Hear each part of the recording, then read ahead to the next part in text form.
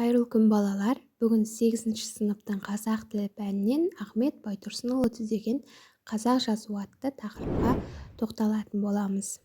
Әр сабақты көріп отыру үшін жазу батырмасын басып, қоңыраушан басып қойсаңдар, сендерге әр жаңа сабақ шығып тұратын болады.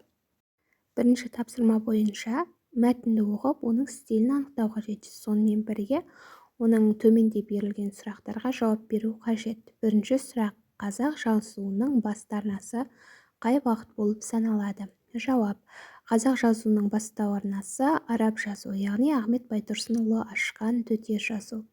Келесі сұрақ: жазу, графика, әліпби ұғымдарының арасында қандай байланыс бар?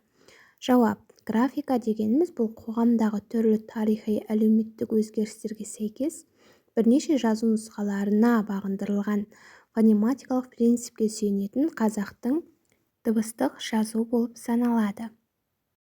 Келесі: жазу дегеніміз адамның ой-пікірін басқа адамға хабарлап айтқысы келген сөзін мағлұматты таңбалар арқылы жеткізуді қамтамасыз ететін белгілер жүйесі. Ал әліпби жазуда қолданылатын әріптердің белгіленген тәртіп бойынша орналасқан жиынтығы, әріптердің рет тәртібін де білдіреді. Қорыта айтқанда, бұл үш сөздің байланысы таңбалар жүйесі болуында, яғни бір-бірімен байланысты. Үшінші тапсырма: қосарланған күрделі атаулардың жазылуына 5-6 мысал келтіріңдер. Мысалы: Нью-Йорк, Рейн-Вестфалия, Белскобелла, Сент-Винсент, Лос-Анджелес сияқты тағы да өздерің мысалдар тауып қарастыруларыңа болады. Келесі тапсырма бізде. Төртінші тапсырма: төменде берілген сөздерді Ахмет Байтұрсынұлы ұсынған әліпбимен жазып көріңдер. Төте жазудың өзіндік ерекшеліктері туралы 4 сөйлем жазыңдар дейді. Яғни сендерде кесте берілген, сол кесте бойынша әріптерді бір-бірімен сәйкестендіріп, төменде берілген сөздерді құрастырып жазу қажет. Ол өте оңай.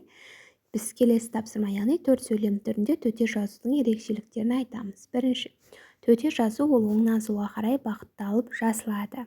Бұл оның бірден-бір ерекшелігі. Төте жазу араб графикасына негізделген және төте жазу қазақтың төл жазуы. Келесі 5-ші тапсырма бізде соңғы тапсырма, яғни эссе жазу қажет. Осы жерден керекті мағлұматтарды алып эссені жазуларыңа болады және өздерінде қосымша кітаптарды, не болмаса интернет желісінен алып эсселеріңді толықтыруға болады.